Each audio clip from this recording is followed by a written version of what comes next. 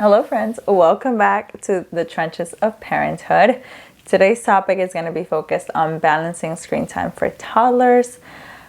I'm very excited about this topic. I think it's a topic that I question all the time, and I think we all feel guilty about it, and we just have so many different feelings for this. So I'm very excited for you to be here.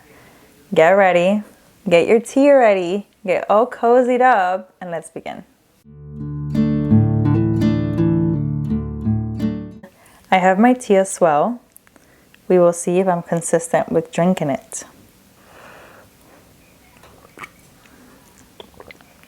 So we're gonna have some guiding questions to guide us through this discussion.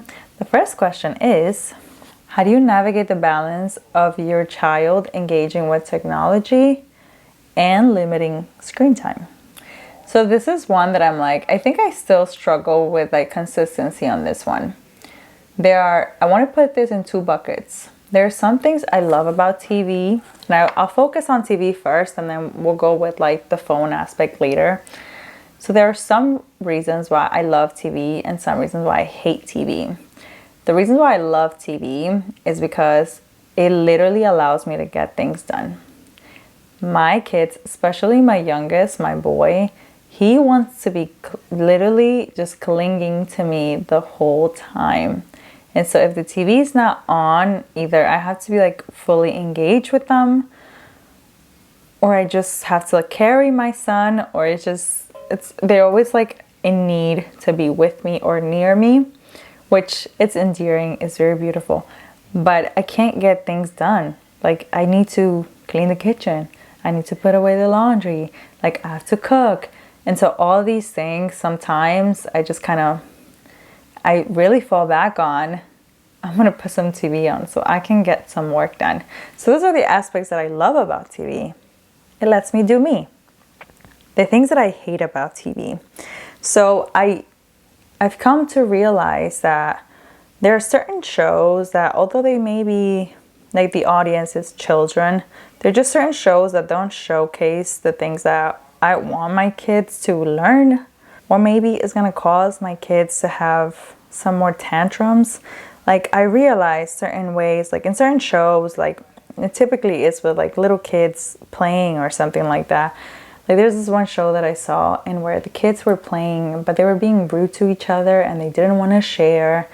And that to me was not beneficial because it's not teaching my kids good habits to share with each other. And so that was the other part. And where sometimes I would turn on the TV, I'll put a show that I think is pretty good. But then eventually, because YouTube kind of just prompts up the next video, I don't typically get choices on the other ones. They just kind of keep coming up. And then there may be one that comes up that I'm not okay with my kids watching this. And so that's the part that I hate about TV. The part that there are just some shows that, although the audience is kids, they're just not something that I want my kids to watch. Just because I've noticed that my kids act differently after watching those type of shows. My daughter sometimes has a lot more tantrums, or sometimes she changes the way she speaks. She becomes a little bit more rude. And so then I have to reset what we do in this house and how we talk to each other. And I think it just kind of gives me double the work sometimes. So that's the reason why I hate TV. However, because there are the parts that I love about TV and sometimes it is needed, here's how we balance it, or how we try to balance it. We treat it differently during weekdays because those are work days, and the weekends. During work days, we are literally drained by the end of the day. We get home around 5 p.m. or sometimes even 6 p.m. and we're completely drained. When we get back home, we use a little bit of energy that we have to play with them for a little bit, maybe 30 minutes. And then after that, we would turn on the TV so we can all kind of enjoy a little bit of just relaxing. The kids by this point, they have already eaten. So sometimes we use the time when they're watching TV for us to have a meal together. The nice thing is that my kids go to sleep at 7 p.m. because we all wake up at 6 a.m. And so we want to make sure that they're sleeping a good amount of hours. So we always put them to sleep at 7 p.m. which means that we are playing with them for 30 minutes. They're watching TV for around 40 minutes, I want to say. And then the rest of the time is just prepping them to go to bed. So we go into the room and we just have them do playtime. It can be like reading books, or it can just be playing in their room with the toys that they have in their room. And that takes about 20 minutes of prep time. And then after that, that's also a time that we use to engage with them and connect with them.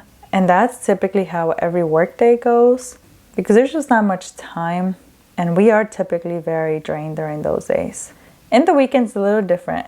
During the weekends, it feels like it's an extra long day. So because during the work days, we tend to wake up at 6 a.m. Well, we wake up at 5 a.m. The kids wake up at 6 a.m.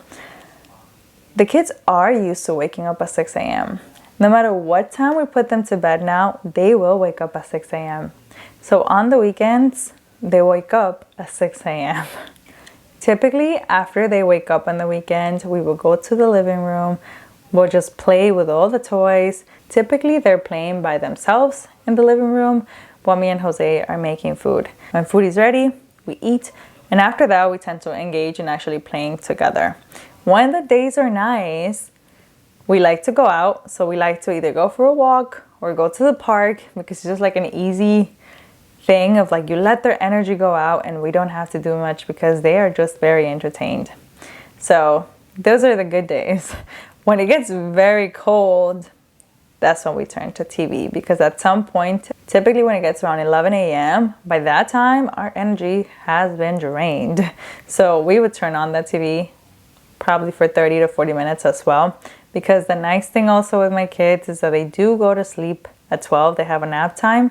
So they go to sleep at 12. Both of them do. My daughter is 4. My son is 2. And they both go to sleep at that time. So they can watch TV for 40 minutes. They'll eat their snacks all throughout. And then at 12, they will go to sleep. The other nice thing that I think I'm just very lucky with, they love to sleep. And so they would sleep from 12 to like 3 p.m. So either during that time, sometimes we will take a nap. And if we are able to take a nap, then it's great, because we would have the energy afterwards to just play with them and keep it going. However, that doesn't happen most of the time. So we're still kind of doing everything in the house. We're still trying to get at different things. And so when they wake up, we're still not rested. We still are not typically high in energy. But because we've had that break, we can again reconvene with them and play with them. So when they wake up, they go again to play in the living room. If it's a cold day, they'll just have to play a little bit longer. Sometimes when we're able to, we may send them to grandma's for like an hour or two, because I'm very blessed to have my mom here in the first floor. So sometimes when she's available, I can send them down there. It doesn't happen very often because my mom also works and she gets here also very late. And so it just depends on what's available, but sometimes we are able to do that. When that doesn't happen though, when it's a cold day and we have to stay indoors the whole time, we do run out of energy at some point again. And so in the afternoon, we would turn on the TV. I want to say like from 5 to 6, they may watch TV again. And then we may have dinner while they're watching TV so we can catch up with each other. And then from there, I think it just depends on how much energy we have. Like if we have energy, we are going to say, hey, we're going to turn off the TV now so we can actually just spend some quality time together and just play again.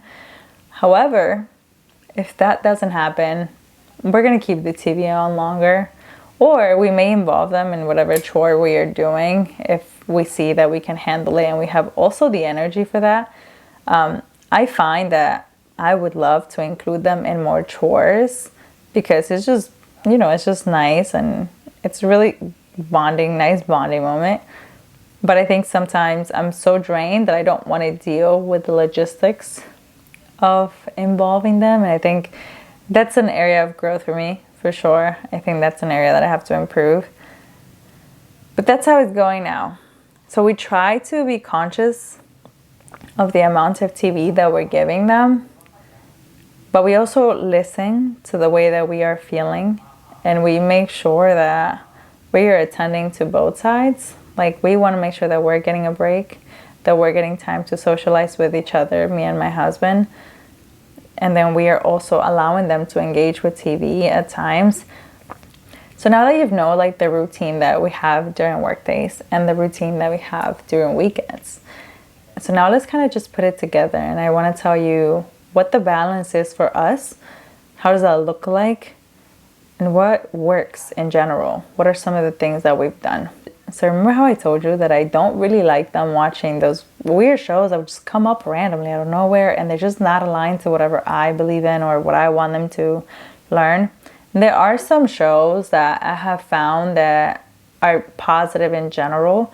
And so I found this Christian show, and I don't remember the name of it, but I found this Christian show that teaches really nice concepts. It's a Spanish show, and my kids speak Spanish 100%. Like that's their home language, so I try to find Spanish shows for them so they can be a little bit more engaged with what they're saying and fully understand it. They have really liked this show, and so typically what I do is that I put a playlist from that show, and so the nice thing is that the next video is always going to come from that page and no other page out of that. So that's the way I've handled the random videos being suggested, and that seems to work for me. The other thing that I also try to be conscious of it. The other thing that I try to mix it up is that I may turn on the TV because, for them to watch whatever show, but sometimes I may turn on the TV for them to just listen to music. And they have a lot of music that they like. So that's also the nice thing, that they would typically ask me for the song, and they'd be like, hey, I want this song and this song. And so I would just kind of put them as they go, and they'll be excited, they'll be happy, and they'll also be moving because they're typically dancing to the songs. So that's the other part that helps me not feel like so guilty because I'm giving them different ways to use TV. The other thing that we try to be aware of is how are we feeling and how is that impacting the choices that we make. So if we are feeling sick, we're most likely going to have a lot more screen time because we need to recover, and just kind of allowing us to accept that and be okay with that because we need to rest. And sometimes that's just what we have to go with because sometimes we're both sick. And so it takes a lot more energy to do everything. The other part of things is like sometimes I may just feel sluggish because I haven't gone outside. And so if I've been in the household the whole day and I feel like I'm very sluggish, I know that that's what's going to portray to my kids. I know that my kids are going to feel that. And so what we try to do during those times is like, let's just get up and let's just walk outside and maybe walk like a block and back just to get out of that state of mind and to just get some air. And that typically always helps to like get a little more energy and get going. So that's the other area, just kind of always being aware of how am I feeling, how is that impacting what I'm doing, and how we've been doing this. So sometimes I would turn on the TV and I would be so focused on doing a task that I just forget about time. And so just being aware of like, wait, it's been a little bit too long. Let me check the time. How long has it been? And then I decide on my next step. So that was all about TV. Let's now shift our focus to phones. Now, because they're toddlers, and I'll stick phones and tablets under the same category, we don't really use that in the house. So I use my phone for work. Jose uses his phone to talk to his mom, also for work at times. But when we get home, we try our best to, when we're engaging with our kids, to not have our phones with us. We would have our phones if the kids are maybe watching TV because that's our break time as well. The one thing that I try to keep tabs on is if I'm on my phone and my kids come up to me and they want to engage with what's on my phone, that gives me a little signal telling me you've been on your phone for too long, because now your kids are starting to notice.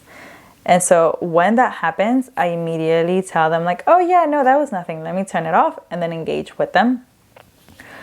So that's always like it's just second nature now for me. Every time, like whenever I notice that, turn off my phone and I'm done. To me, I just take it as a sign And I guess that's why my kids don't really care about the phone. The one area where they do like the phone though, my daughter loves to take pictures. And that is one thing I do allow her. So she'll take my phone and she'll just start taking pictures of everything. And that I'm okay with her using. That is the only thing she really knows how to navigate. The other thing that I have started, because I recently found this app. And the app is to help her learn how to read. So I downloaded this app called Duo ABC. And it's supposed to teach them how to read. She's been loving that game. She literally loves it so much. I try to use it here and there because she does have a physical notebook and where she's practicing the letters. So she would typically go to the book. However, when she gets bored of the book, she would ask me for this app because the app is meant to teach you how to read, but it also teaches you how to write. And so it's really nice and it's very simple, very straightforward. She can handle every action. She does need guidance through the program because it is a all English program and she doesn't sometimes comprehend what it's saying.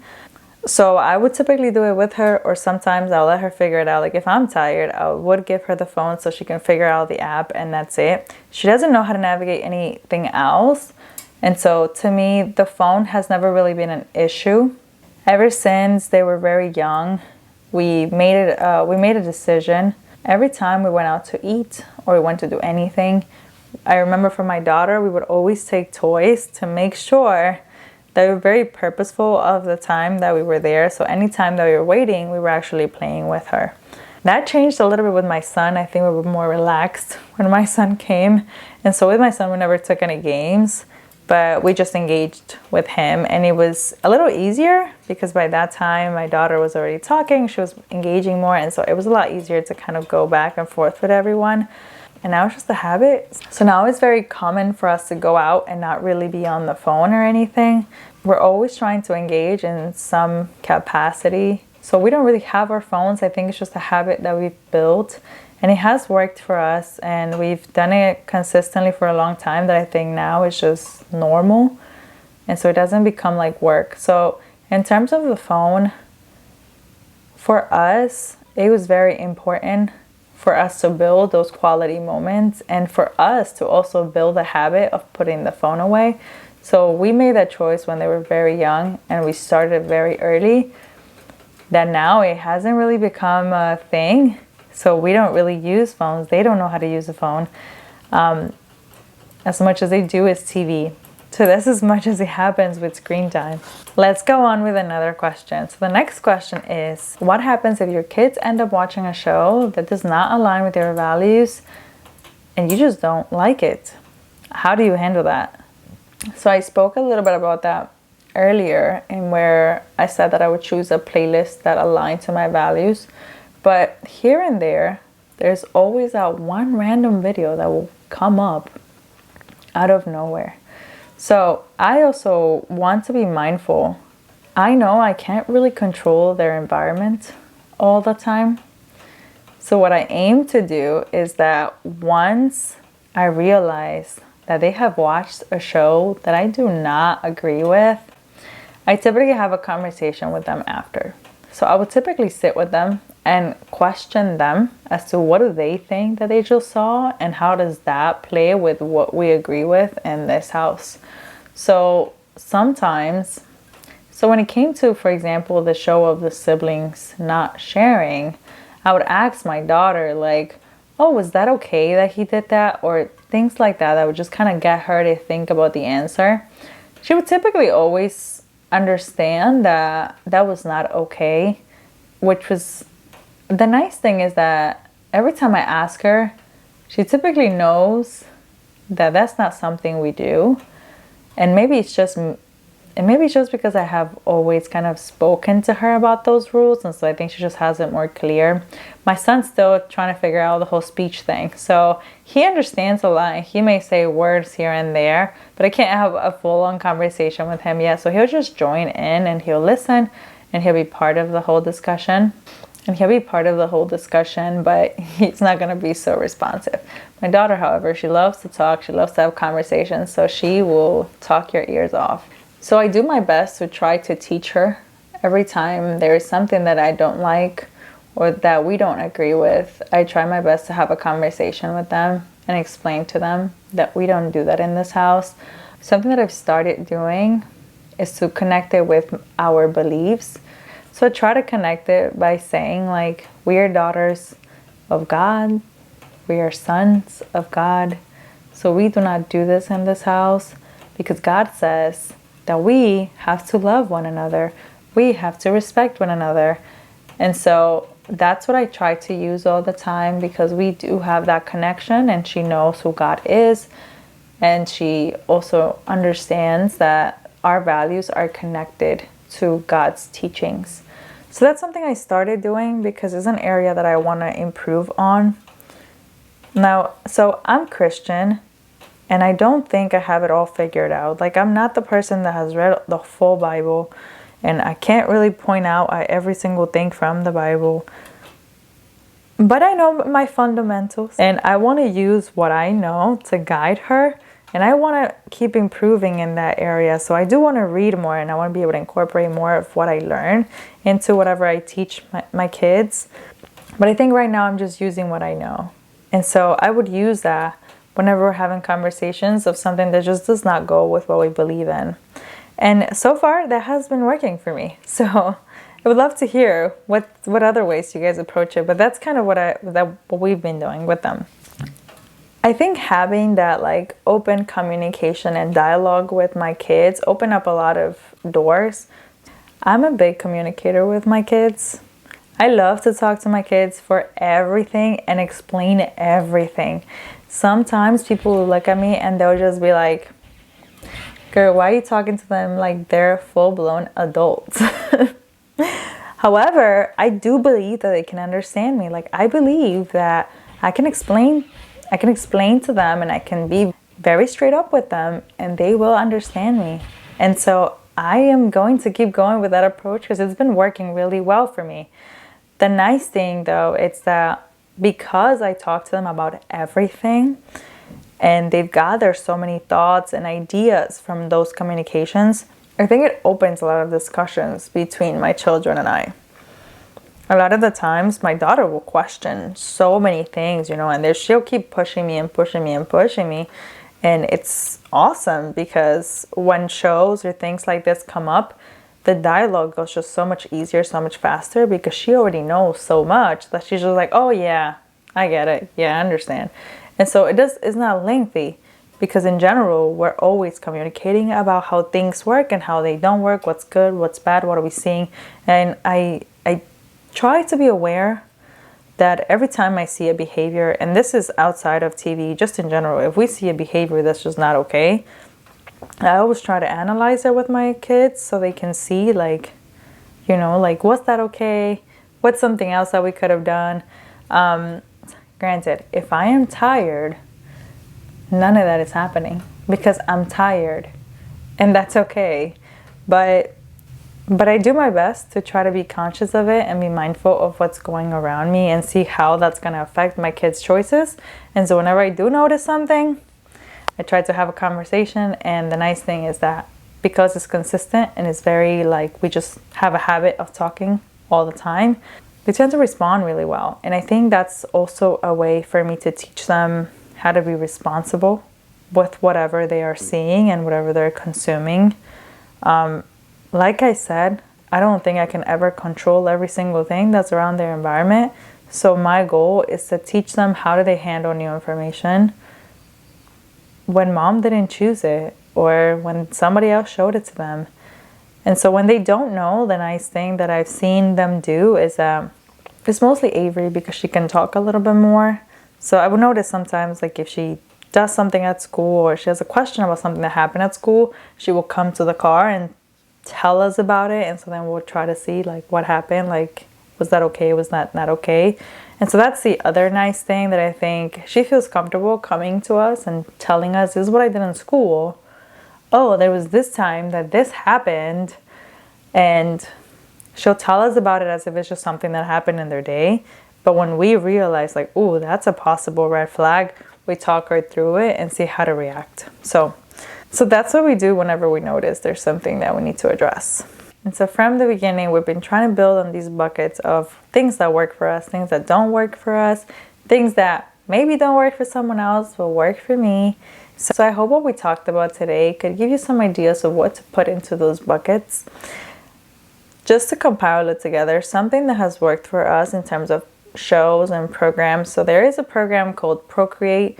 That one is for drawing. You do have to pay a fee. It's only a one-time fee. It's very small. I don't remember what it is because I got it a really long time ago. I typically use it to draw in there myself. But that's a program that my kids also love because it's just a drawing app. They just do it on a tablet. So that's an app that I have that I allow them to use if they ever want to. The other app is the one that I shared with you guys earlier, which was the Duo ABC. The show, I don't remember the name of the show, and I tried to look for it and I could not find it for the life of me. I typically look up Christian shows for kids and then I'll play a few and then see which one I like, and then I'll go with that one. If my kids are happy with it, I keep going. If not, we'll try to find a different show under the same title, and we experiment with them until we find one that we're happy with, and then we continue with that one. The other thing that we always search up is just Christian music for kids, and there's a bunch of those, and they really love to sing that one all the time. They do also listen to other type of music. There's the song that they love. It's called Freeze, or The Floor is Lava, which is also really nice. But we have variety of songs on there. So whatever they want to listen to, you know, if it's nice and it's sending a good message, then it's getting played. That's really all I use in terms of tech for my kids. I'm going to end with the last question. And this, I think, is a question that I struggle with the most, and I think all of us struggle with this because it's the world of technology, and sometimes it's very tricky to control it ourselves. So the question is, in what ways do you model healthy technology use for your children? Like I said, this is a work in progress, and I already told you one of them in where I know that if my kids are starting to become engaged in my content, then I always have a flag that says it's time to put the phone down. That's, like I said, it's a work in progress. One thing that I am very mindful of is that when we go out to eat, my phone, I always put it by the side. I never touch my phone unless it's like, if it rings and it's like something that I'm like, I have to pick this up. But that's not very typical because typically we go out to eat during the weekends, and I'm not working during the weekends. My phone is always away whenever we are eating. And that's one way that we model. And this is true for me and my husband. So me and my husband always put our phones away and we are just engaging with each other. When we are playing or whenever they are speaking to me, I always make sure that my phone, even if it's in my hand, it has to be down somewhere. So when my kids are talking to me, I am always looking at their eyes. That is always, like, I'm always very mindful of that. I have to look at you while you are talking to me. So that's another rule that I keep in my head. When we are playing, I try to put my phone away from me because if I know that if it's near me, I'm probably gonna grab it. So sometimes I'll leave it in the kitchen and then go to the living room to play with them. I do realize that when I do have it with me, like I said, I do tend to check on it. And so the nice thing is that whenever my daughter sees me with my phone, sometimes she'll grab it and she'll use it for pictures. And so I think every time my daughter does something with my phone, it always sends me some type of signal. When she grabs it to take pictures, I allow for her to take pictures because it will take the distraction away from me. So I always try to be mindful of how my daughter is responding to my use and how I can fix it based on what she gives me. And so that's how I try to balance it for myself, and I try to figure out my patterns a little bit. Like I said, I don't think I'm good in that area. I think I'm still learning and trying to figure it out. But there are those little hints that are her responses that will give me the idea of you need to put it away. And so just becoming more mindful, I think it's important, and being aware of how often you're doing it, when are you doing it. But I try to model my behavior by, for example, when I am speaking to them, I want them to know that I'm looking at them because that's how I want them to respond when I am speaking to them in the future and they have their technology with them. when we go out to eat, I want us to have a conversation. I don't want them to be ignoring me on their phone. So I try to model that every single time whenever we go out to eat. Something that I started trying is actually scheduling out my day. And something that works for me is actually putting alarms with the title of what am I supposed to do during that time. And I also schedule in breaks. So during the breaks, I know I can do whatever I want. But during whenever I have anything in my calendar, I have to do that, whatever it is, whether I like it or not, I just have to do it. And that I think also has helped me a little bit to stay away from the phone during the times where I have a task at hand. Now, this is something I just started, okay? So we're gonna have to check back on that one and see how consistent I have been with that one. But it is something I'm trying. It has worked so far. And we'll see how it keeps going. And this is where we're gonna just wrap up. If there's anything that I want you to get out of this video, is to know that we are all doing our best. We are trying our best. And technology sometimes gives us a little break. It gives us a little peace of mind. And so it's okay to use the technology to leverage those little moments that we may need. Parenting just takes so much energy. It takes so much work. And the fact that you're even listening to this and the fact that you are trying to be better, that already speaks volumes of your parenting.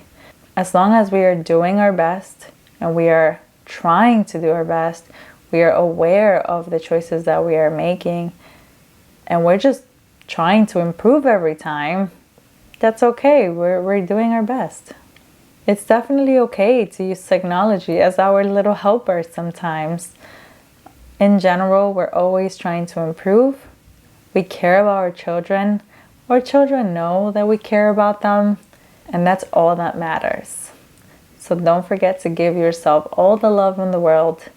Give yourself grace, have patience, always take care of yourself and your loved ones, and I will see you next time. Bye-bye.